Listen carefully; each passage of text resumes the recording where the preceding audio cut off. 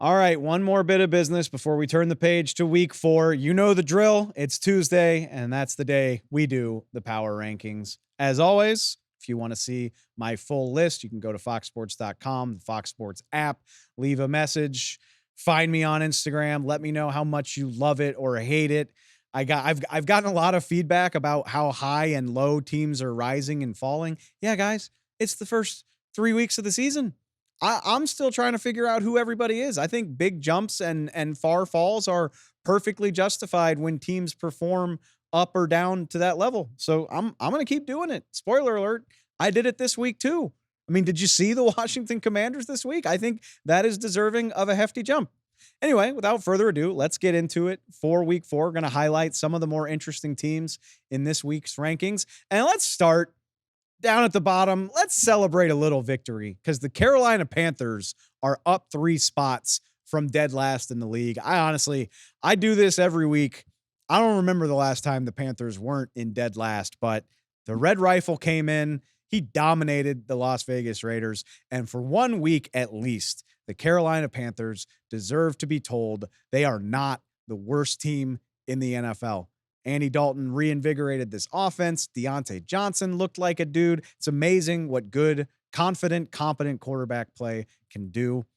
I don't know how they keep this going, but all of a sudden, Andy's old team, the Cincinnati Bengals, coming to town this weekend, and it looks awfully enticing, or at least more enticing than it did a week or two ago. So shout out to the Carolina Panthers. You're not the worst. And that is a great place to start. Let's jump up to number 23, Chicago Bears. I'm not panicking about Caleb Williams, but it can't be fun in Chicago watching what Jaden Daniels did for the Commanders on Monday night. Like, these are teams with similar situations. Like, you can't look at what the Commanders are trotting out on offense and say it's definitively better than what Caleb Williams is working with. It's taken a little bit more time for Caleb, for Shane Waldron, obviously for that Bears offensive line, but the execution in Indianapolis was ugly. The play calling was uglier. It's just not clicking yet. The defense is going to keep them in a lot of games. Obviously, they are phenomenal. They're the only reason the Bears have a win.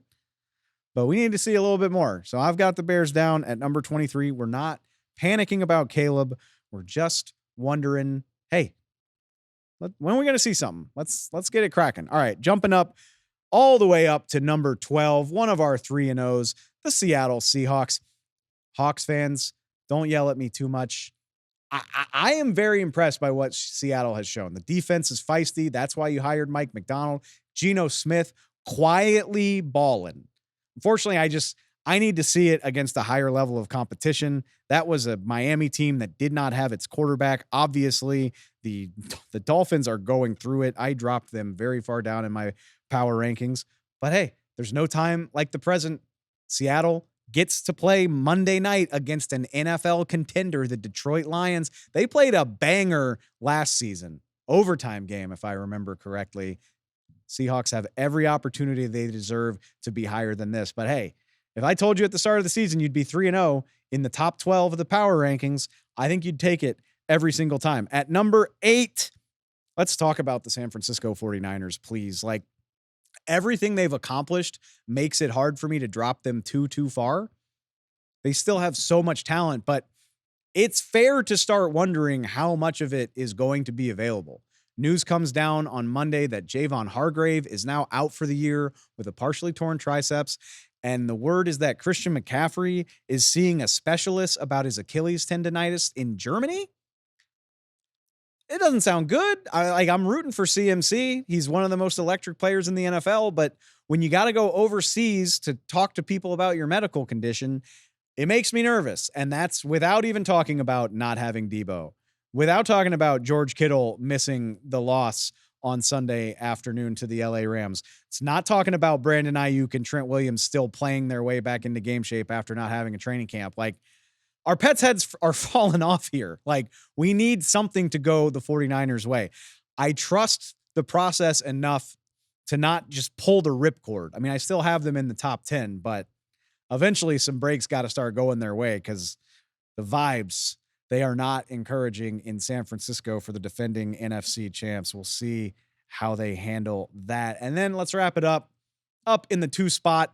I didn't know going into Monday who I was going to put in the number 2 spot. A lot of teams had so-so performances. A lot of contenders lost on Sunday. And then the Buffalo Bills went out and just ran roughshod all over another team, 47-10. Josh Allen looks like the MVP. All the guys on offense are getting their touches, getting involved. It's all clicking. The defense is doing its thing. If Josh Allen is playing like this, the only team in the league that I think is definitively better than the Bills is Kansas City. And even that might not be true, at least in the regular season. We know how the playoffs go, but hey, it's only week 4. The Bills, so impressive in the early going. And that wraps it all up. Obviously, the champs will stay in the top spot until somebody can take them down.